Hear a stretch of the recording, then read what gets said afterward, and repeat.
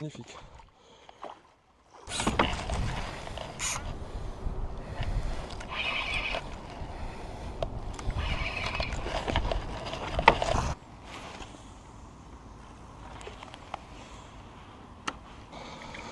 Parfait. Le meilleur choix, le meilleur compromis que j'ai pu trouver en tout cas, je vais vous présenter mon bateau.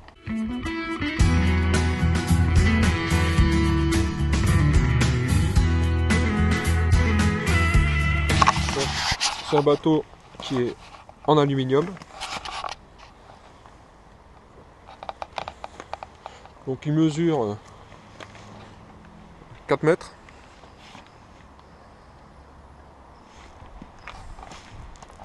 Ce qui est très important dans un bateau, c'est pour le run en tout cas, c'est d'avoir une coque qui est bien enlevée. Ça c'est indispensable.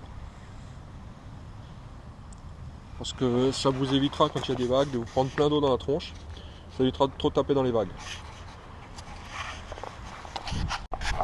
Alors beaucoup d'entre vous se posent la question sur les coques, est-ce qu'il faut choisir une coque rivetée ou est-ce qu'il faut choisir une coque soudée? Alors en fait les deux technologies se valent. La différence qu'il y a lorsque vous avez une coque qui est soudée, le cordon de soudure forcément va créer une amorce de rupture. Parce qu'en fait il sera beaucoup plus épais que la coque en elle-même. Et c'est à cet endroit-là, s'il y a des vibrations, s'il y a des torsions, s'il y a de la flexion, c'est à ce niveau-là que l'alu va casser. Le rivetage a l'avantage de ne pas modifier les épaisseurs. En tout cas, beaucoup moins. On va chevaucher deux alus, mais le rivet en lui-même permet de conserver la souplesse de l'aluminium et surtout ne modifie pas par la température, puisque quand on soude, on modifie la structure moléculaire, ne modifie pas justement la structure de l'alu, la résistance de l'alu au point précis où il y a la jonction des demi-coques. Donc le rivetage a cet avantage, à mon avis, sur des coques qui sont légères, comme nos bateaux de rivière. On a des coques qui font entre 2 mm, 2 mm 5 d'épaisseur, c'est des coques très fines. Quand on soude, c'est pas, à mon avis, c'est plus compliqué. Souvent d'ailleurs les fabricants utilisent dans les coques soudées des alus un peu moins résistants. On utilise souvent du 34, du 32, là on est sur du 36 et souvent on va augmenter un peu l'épaisseur quand on soude parce que ça sera plus facile. Donc on aura des bateaux un peu plus lourds quand ils sont soudés, on a en général 30% de poids en plus.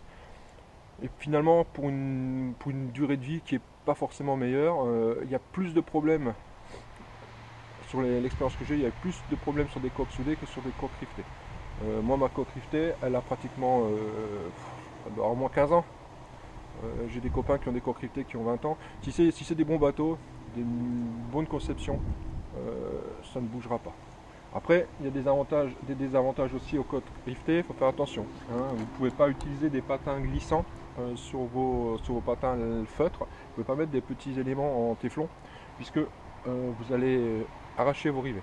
Donc sur des coques rivetées, on utilise vraiment des patins avec moquette systématiquement. C'est mieux pour ne pas esquinter les rivets.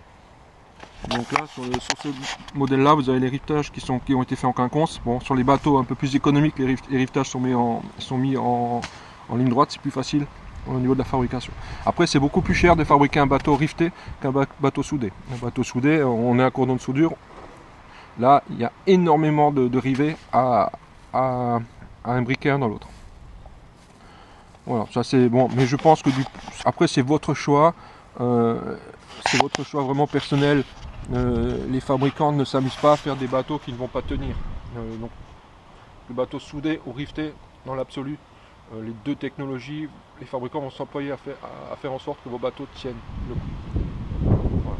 Et ce qu'il faut retenir surtout, c'est un bateau riveté. En général, vous avez 30% de poids en moins que sur un bateau soudé. Celui-là, par exemple, en 4 mètres, il va faire à peu près en coque nue, pas ponté, rien. Il va être autour des 80 kg. Vous prenez le même en soudé, il faudra compter au moins 130-140 kg. En alu. En fibre de verre, c'est encore plus lourd. Voilà. Au niveau équipement, donc le bateau est monté avec un moteur avant électrique, c'est un Terova. C'est les nouveaux modèles de moteurs électriques qui ont une télécommande qui est sympa. Voilà, donc vous avez une télécommande qui est très sympa. Donc vous avez la possibilité de l'encre. Ça c'est pour accélérer très rapidement. Vous avez la régulation de vitesse. Vous avez la possibilité de choisir une direction. Puis vous avez la possibilité, GoTo, via le programme menu, de choisir des itinéraires que vous aurez préprogrammés. Donc c'est vraiment super comme bateau, comme moteur, pardon. Donc ce Terrova là, vous verrez, il y a un deuxième GPS, enfin c'est une boussole en fait, qui est montée à l'arrière du bateau. Il y a dans la tête du moteur, vous avez un GPS qui est dedans intégré. Donc cette boussole, elle permet vraiment de garder le cap très précisément. Il faut la monter le plus à l'arrière du bateau possible. Et cette petite flèche que vous voyez là, il faut vraiment la mettre dans l'alignement de la quille du bateau. Donc sinon après niveau aménagement du bateau, donc j'ai un pontage avant. J'ai support de batterie, c'est important quand vous avez un bateau aluminium de mettre les batteries dans des caissons en plastique toujours, de jamais monter une batterie directement sur un bateau en alu, parce que l'alu avec l'acide de la batterie c'est pas très bon, ça fait des beaux petits trous. Donc on met toujours un caisson en plastique. Hein. Ça c'est un caisson adapté. Voilà. Donc là vous avez sur ce modèle là vous avez donc les deux caissons arrière. Donc celui-là je l'ai équipé pour pouvoir mettre du matériel dedans. Voilà. J'avais un vivier pour mettre les poissons, j'ai abandonné, j'ai tout démonté, je l'ai enlevé. J'aurais plus de vivier dedans parce que le poisson, soit vous décidez de le conserver et dans ces conditions vous le tuez et c'est pas la peine de laisser souffrir dans un vivier. Soit moi je préfère le relâcher, quitte à effrayer les autres poissons, je m'en fous. Je préfère le relâcher tout de suite si je veux pas le garder, et 90% de mes poissons de toute façon je les relâche. Au niveau électronique, j'ai deux chargeurs de batterie indépendants pour chaque batterie. J'ai la batterie qui est dédiée à tout ce qui est sondeur et une batterie qui est dédiée au moteur électrique. Là, j'ai un siège assis debout, réglable en hauteur.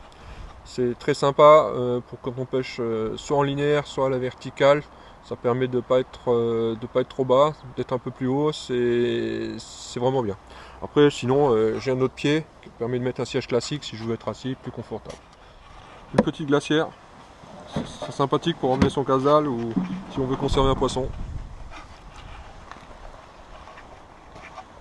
Et puis mes supports de canne. Alors pourquoi les supports de canne? Pourquoi je les ai mis comme ça? Pourquoi j'ai mis les cannes de cette sorte? C'est parce que souvent quand on pêche dans le Rhône, quand on fait les bordures, souvent on passe sous des branches. Et les cannes, il faut vraiment que tout soit dans le bateau le plus bas possible pour éviter d'accrocher quelque chose. Donc c'est vrai que j'ai mis les cannes, elles sont dans le prolongement, je peux vraiment passer partout sans risquer d'accrocher. Une petite table pour les pique-niques, c'est sympa. L'extincteur obligatoire.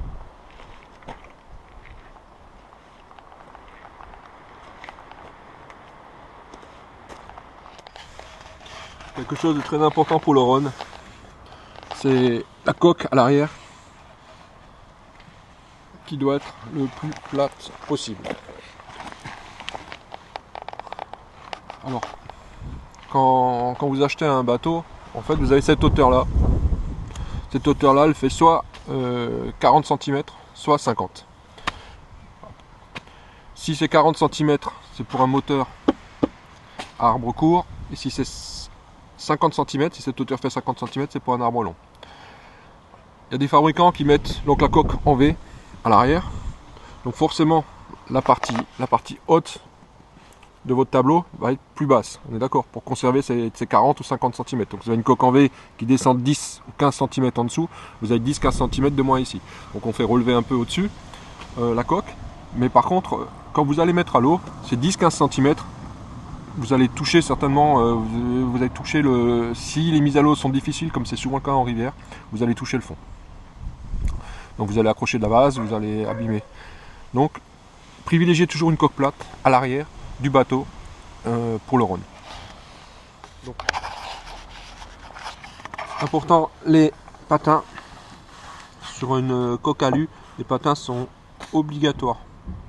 La coque alu, elle fait 2 mm d'épaisseur, et en fait vous avez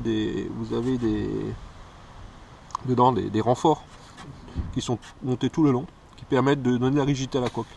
Entre deux renforts, la coque, elle est quand même plus souple. Si vous avez un rouleau, je me tiens à une remorque à rouleau, et que les rouleaux venaient et c'est obligé, ça va arriver d'une façon ou d'une autre, vous avez des rouleaux entre deux renforts, vous avez plié votre coque. Donc vous allez abîmer la coque. S'il y a des rivets, vous pouvez les faire sauter. Si c'est des soudures, vous pouvez les faire claquer. Donc on met toujours des patins. Les patins, ça permet de répartir le poids du bateau sur tous ces renforts. Ça, c'est très important. Après, la quille au milieu d'un bateau, elle est hyper renforcée. Les quilles, elles font. Là, c'est un renfort qui fait 5 mm d'épaisseur pratiquement. Donc là, sur la quille, on peut mettre des rouleaux, il n'y a pas de souci. Ça bougera absolument pas.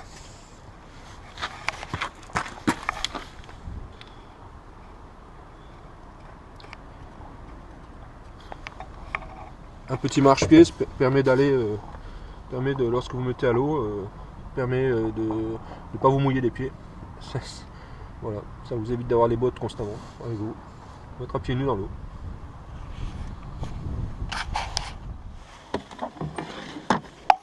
Alors, c'est là. Important. Je pense que c'est vraiment quelque chose d'important et de très pratique. C'est toujours une pompe vide-cale, pardon. Avoir une petite pompe vide-cale dans le bateau. Donc cette pompe, vous avez un interrupteur. Cette pompe, si jamais il pleut, vous avez de l'eau qui rentre dans le bateau. Ça vous permet de vider le bateau très rapidement sans avoir besoin d'ouvrir le bouchon de nable. Voilà. Hop. Une rame. Il faut toujours avoir des rames dans son bateau. Ça peut servir. Ça sert souvent à les mises à l'eau pour pouvoir rejoindre l'endroit le plus profond.